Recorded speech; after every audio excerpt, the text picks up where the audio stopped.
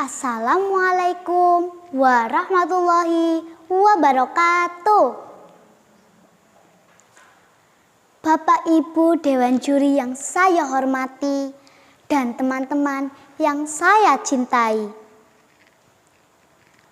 Lada pedas tambah ketumbar, madu manis dari selebah.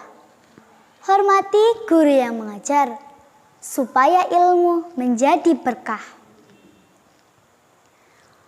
Perkenalkan, nama saya Devita Melindasari dari MI Al-Islam Majasem, Kecamatan Kemangkon, Kabupaten Purbalingga. Kali ini Devita akan menceritakan sebuah legenda yang berasal dari Kecamatan Bobotsari, Kabupaten Purbalingga. Judul ceritanya adalah Putri Ayu Limbasari. Nah, begini ceritanya. Pada suatu hari, seorang penyebar agama Islam bernama Syekh Gandiwasi asal Turki menghadap Kanjeng Panembahan Senopati Ingalogo Mataram guna memohon izin untuk menyebarkan agama Islam di Pulau Jawa. Kanjeng Panembahan, saya ingin memohon izin untuk menyebarkan agama Islam di Pulau Jawa. Apakah Kanjeng bersedia memberikan saya izin? Wahai Syekh Gandiwasi, permohonanmu akan kukabulkan. Silahkan engkau menyebarkan agama Islam di kawasan kaki Gunung Slamet. Sendika dawuh, Kanjeng. Permohonan Syekh Gandiwasi akhirnya dikabulkan. Ia diizinkan untuk menyebarkan agama Islam di kawasan kaki Gunung Slamet. Setelah mendapat izin, Syekh Gandiwasi berencana membangun padepokan di tempat tujuan guna mendidik para santrinya. Dalam perjalanan ke tempat tujuan, Syekh Gandiwasi singgah dan sementara bermukim di suatu tempat yang bernama Kedung Belis. Di tempat persinggahan ini, ia tidak merasa nyaman oleh gangguan jin dan setan yang tak ada hentinya. Aku merasa bahwa tempat ini tidak aman untuk kusinggahi. Banyak jin dan setan yang menggangguku. Ya Allah, izinkan hamba-Mu ini untuk melakukan semedi, supaya hamba dijauhkan dari gangguan jin dan setan. Permohonan Syekh Gandiwasi kepada Allah Subhanahu wa Ta'ala ternyata tidak sia-sia.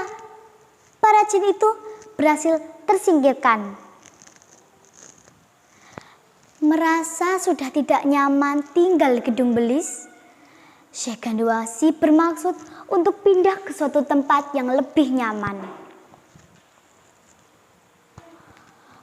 Aku merasa aku sudah tidak betah tinggal di Kedung Belis. Aku harus mencari tempat lain untuk kujadikan padepokan.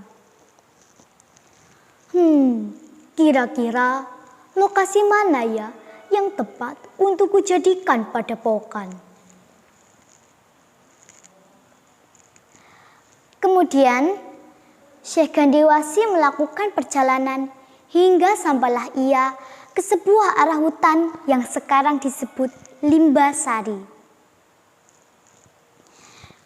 Syekh Gandiwasi bermukim dan tinggal bersama keluarganya di Limbasari.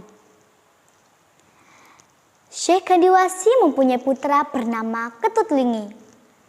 Kemudian, Ketutlingi dinikahkan dengan Siti Rumbiah, putri dari gurunya. Dari pernikahannya menurunkan putra-putri bernama Plingi Kusuma dan Sriwasyati. Sriwasyati yang terkenal sangat cantik sehingga orang-orang menyebutnya Putri Ayu Limbasari. Setelah beranjak usia dewasa, kecantikan Sriwasyati semakin bertambah. Banyak orang yang ingin meminangnya, termasuk para orang adipati yang datang untuk melamar.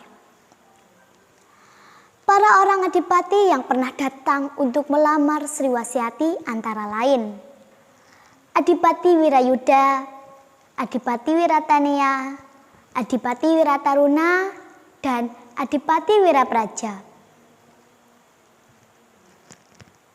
Suamiku, anak kita, Wlingikusuma dan Sriwasyati sudah beranjak dewasa. Apalagi putri kita. Ia tumbuh menjadi seorang gadis yang sangat cantik, sehingga banyak yang mengaguminya.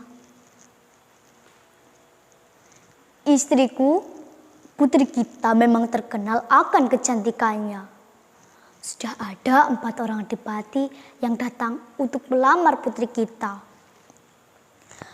Tetapi kita bimbang untuk memilih siapa yang pantas dijadikan pendamping hidup Sriwasyati. Karena para adipati itu datang melamar di waktu yang bersamaan. Melihat kedua orang tuanya merasa kebingungan, Wlingikusuma merasa iba. Ia mulai berpikir untuk mencari jalan keluar dari masalah keluarganya.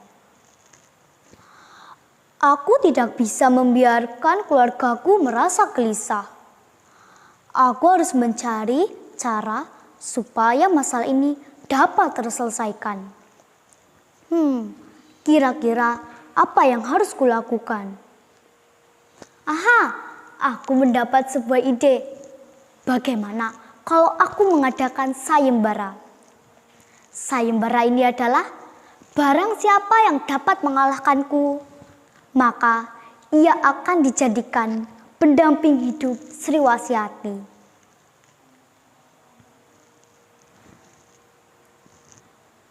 Maka dilaksanakanlah sayembara tersebut dan diikuti oleh 4 orang adipati.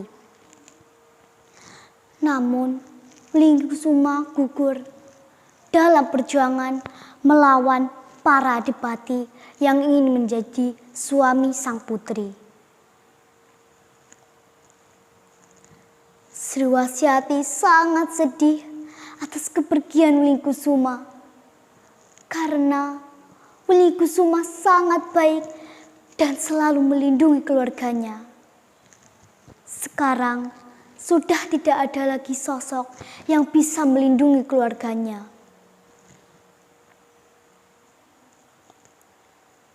Ya Allah, apa yang harus hamba lakukan ya Allah?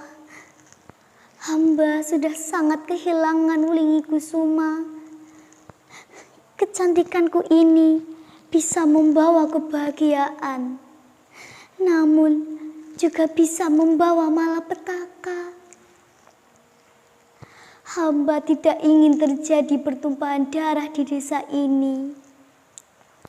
Dan hamba bingung untuk memilih salah satu dari para adipati tersebut untuk kujadikan suami. Karena jika salah satu dari para adipati tersebut lamarannya kuterima, tentu kondisi desa Limbasari akan menjadi kacau. Karena para adipati yang lamarannya kutolak tentu akan membalas dendam. Ya Allah, berikanlah hamba petunjuk-Mu ya Allah. Berikanlah hamba yang terbaik. Saking gelapnya pikiran, Sriwasyati memohon kepada Allah Subhanahu wa Ta'ala untuk melakukan tapa pendem. Dengan maksud mendekatkan diri kepada Allah Subhanahu wa Ta'ala dan memaknai cobaan yang tengah menimpanya. Dalam lagu ini, ia menguburkan diri di dalam tanah dengan diberi seutas benang panjang menjulur hingga permukaan tanah. Ayah, izinkan Sri untuk melakukan tanpa pendem selama 5 hari. Pesan Sri yaitu, jika benang yang diikat ke tubuhku ditarik masih bergerak, itu menunjukkan Sri masih hidup. Tetapi jika benang itu ditarik tidak bergerak sama sekalipun, itu berarti Sri sudah meninggal dunia. Baiklah Sri, saya mengizinkanmu. Semoga Allah Subhanahu wa Ta'ala selalu melindungimu. Begitulah setelah 5 hari melakukan tanpa pendem, benang itu pun lalu ditarik. Tetapi tidak bergerak sama sekalipun, yang menunjukkan Sri Wahyati sudah meninggal dunia. Dan segera tempat pertapaan itu pun digali. Dan betapa terkejut semua keluarganya melihat Sri Wahyati sudah tak bernyawa lagi. Apa yang harus diperbuat? Nasi sudah menjadi bubur.